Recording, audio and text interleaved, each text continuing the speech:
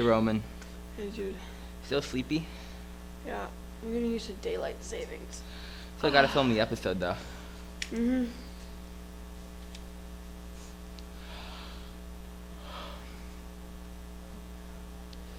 Well, hello, Tiger Cubs, and welcome back to Tiger Cub News. We have a bit of a shorter episode, and let's start with... Wait, we have ASB announcements this week. Oh, well, in that case, let's start with ASB announcements.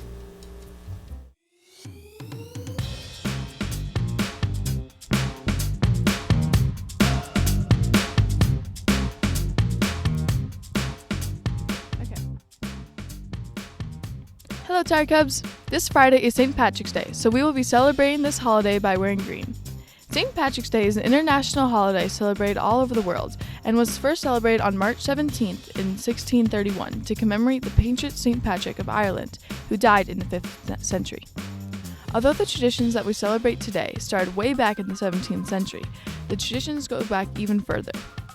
Since the holiday takes place during Lent, a period of self-discipline and prayer of the Christian faith, it gives them a day off from fasting with Easter quickly approaching. Regardless of how you choose to celebrate St. Patrick's Day, we invite you to join in the fun by wearing green on March 17th. Happy St. Patrick's Day, Tiger Cubs! Hey Tiger Cubs, today we'll be discussing a popular Irish holiday, St. Patrick's Day. To start, St. Patrick's Day is a holiday to honor the death date of none other than St. Patrick. There is also a huge misconception that St. Patrick is Irish, but in fact he was not. Instead, he was actually British. You see, when he was 16, he got kidnapped by Irish pirates and was enslaved. He worked as a slave for 17 years. So, St. Patrick's Day is the holiday to celebrate his life, and to celebrate that, people wear green. And if you don't wear green, you'll get pinched. Shamrocks and clovers are also popular symbols of this holiday, and if you were to find a 4-leaf clover, that would be considered incredibly lucky. In honor of St. Patrick's Day, we'll be recreating more 5-minute crafts.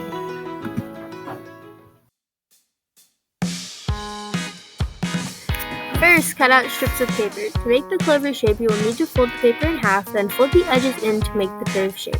Then we stapled the papers together, which somewhat resembled a heart shape. We created 2 of these and cut those in half, leaving us with 4.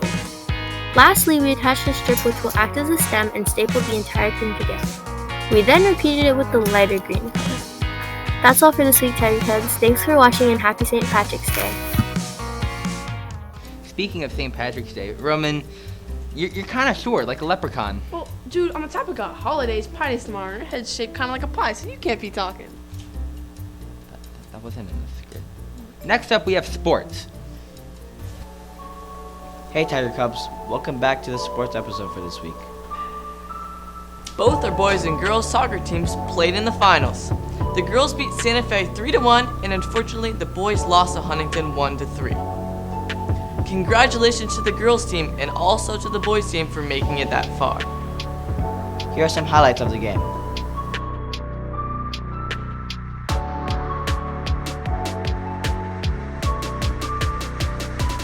Championship is ours. Play strong, be aggressive, okay? Alright, last game of the season, we made it this far. I know we're missing players, but that means we have to play way better. Alright, focus up, play together, play physical. Tigers on me, Tigers on 3! 1, 2, 3, Tigers! Ow!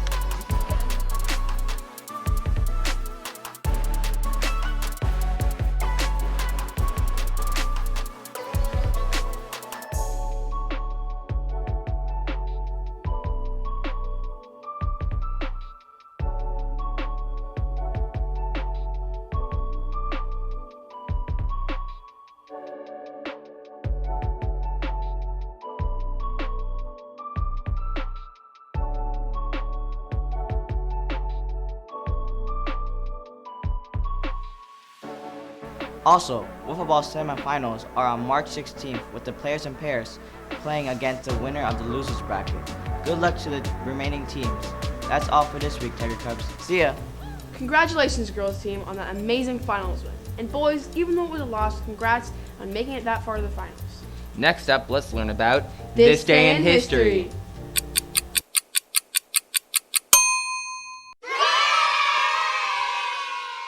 In 1887, the earmuff was invented by Chester Greenwood.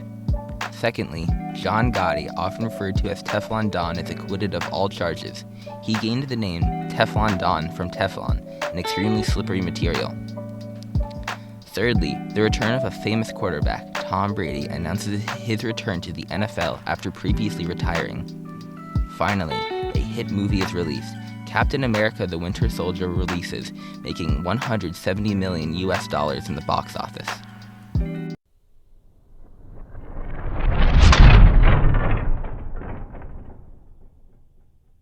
Next up, we have underqualified entomology. It's etymology. Next up, we have underqualified etymology. Hey guys, welcome to the first segment of Underqualified Etymology, where I do not have an English degree and instead wing it. So, with the help of a very good friend, Google, I'm going to be talking about a phrase this week. The unlucky words today are state of the art. Seems simple, you say? Well, yeah, it's simple. When something is state of the art, it exhibits the current state of the art it belongs to. It describes how something is at the current level of recency, or the current level of intellectual advancement. Though including the word art, it actually originated in use on technologies. For example, a science lab is state of the art because it has the newest gadgets, and a gadget is state of the art because it has the newest innovations. It's a relatively recent phrase, first recorded being used in the 1910 book to describe a certain gas turbine. Positively riveting. And, yeah, pretty simple subject to start off, so that's all I have to say about that.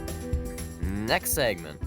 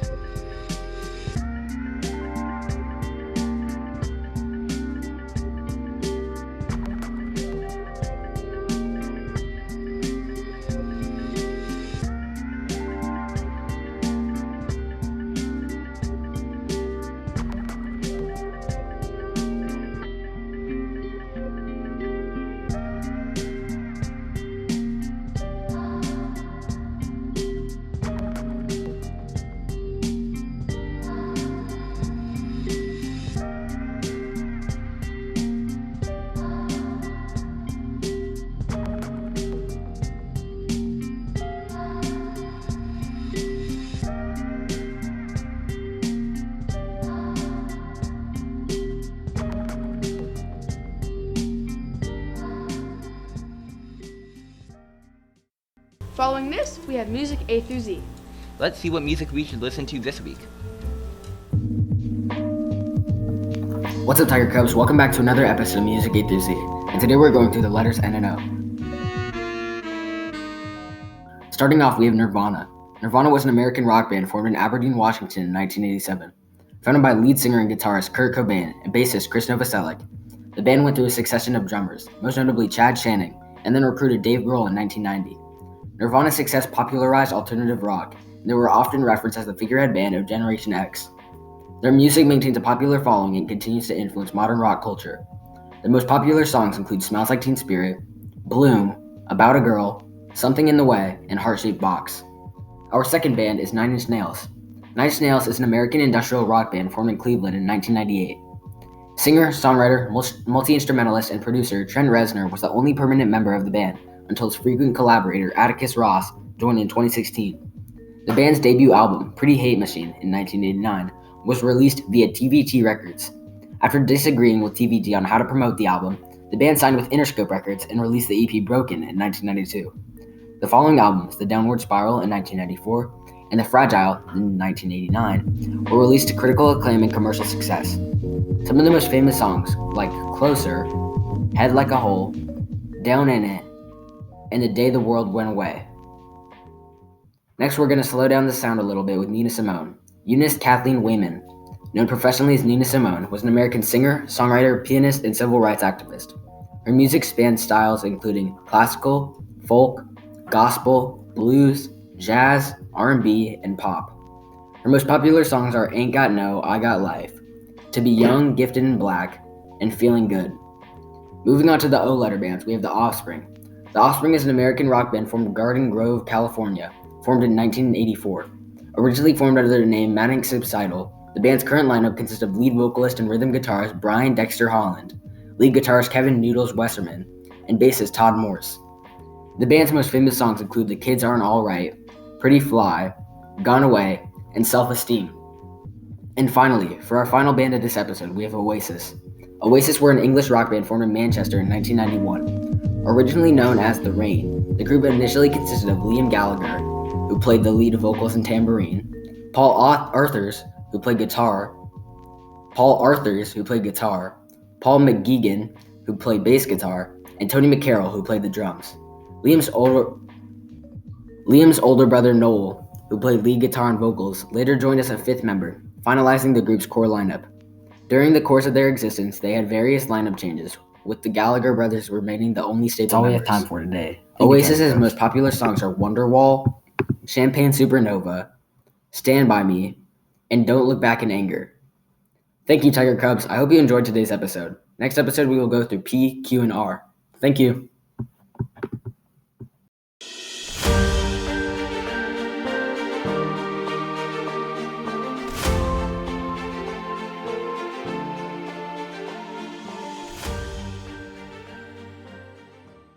Today we'll be talking about the origins of the leprechaun. So some of the more known facts about the leprechaun is he is a craftsman, mischievous, and has a thing for gold. One of the unknown facts is that the leprechaun is a fairy and is tied to the Irish immigrants moving to America. The leprechaun is different depending on which region you're at in Ireland, but some of the main traits are consistent. They're always solitary, old, and are a few inches tall or a few feet tall. The leprechaun is always male and is a professional shoemaker. Some traits about his outfit are his magical hat, which can teleport him, an overcoat, shoes with buckles, and a classic green suit.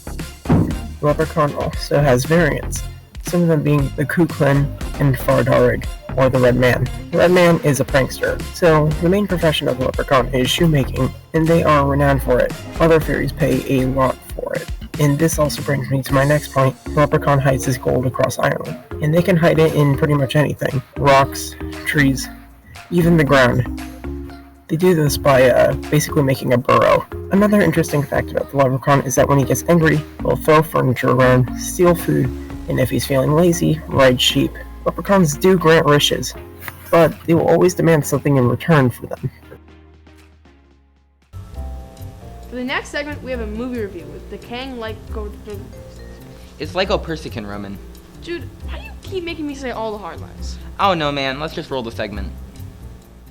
Hello and welcome back to the King Like a Persican. This week we will be reviewing the popular musical Hamilton.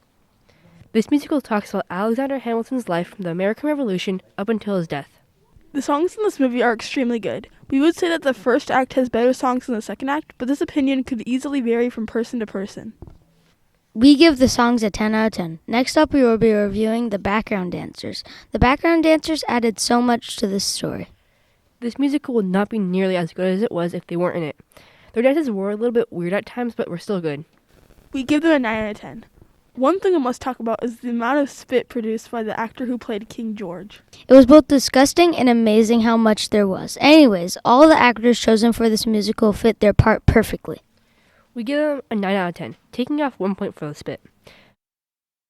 Next up, we have another food segment. What am I going to munch on this week?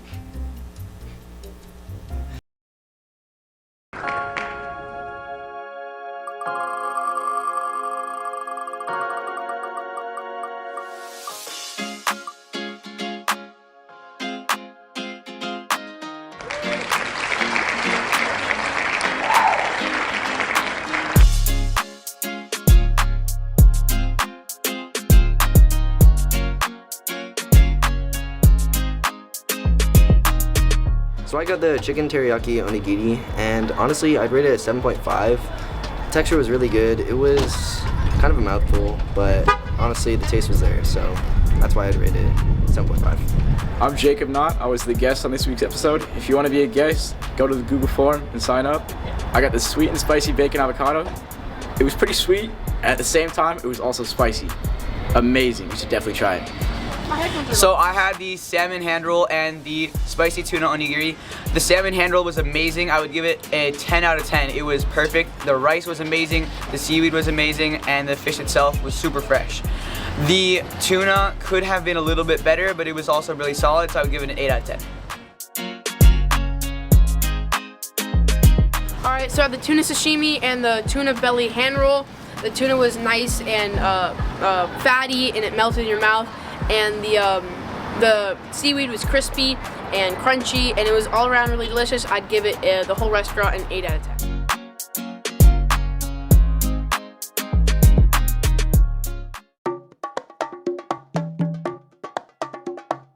Tomorrow is Pie Day, and I have gathered 5 of the best and local deals I can find.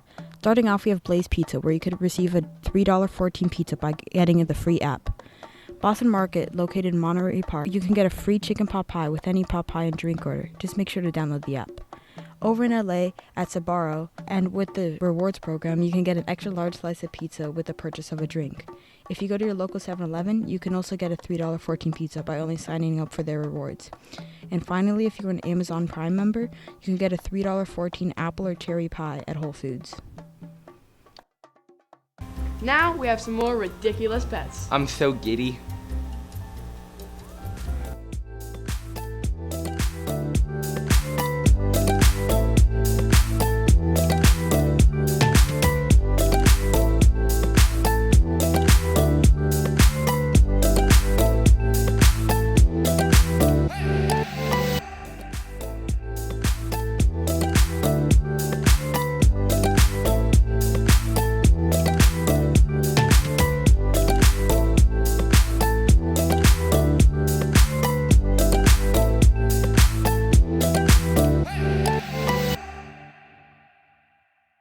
Now for the final segments, we have trivia and random ranks.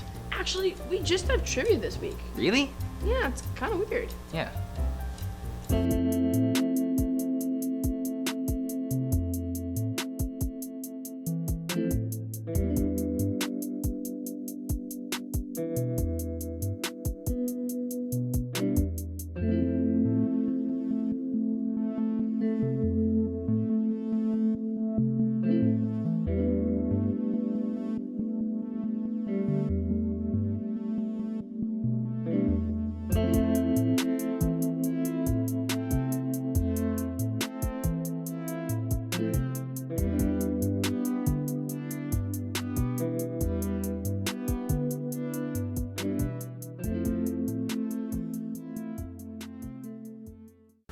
Well, that's all for this episode.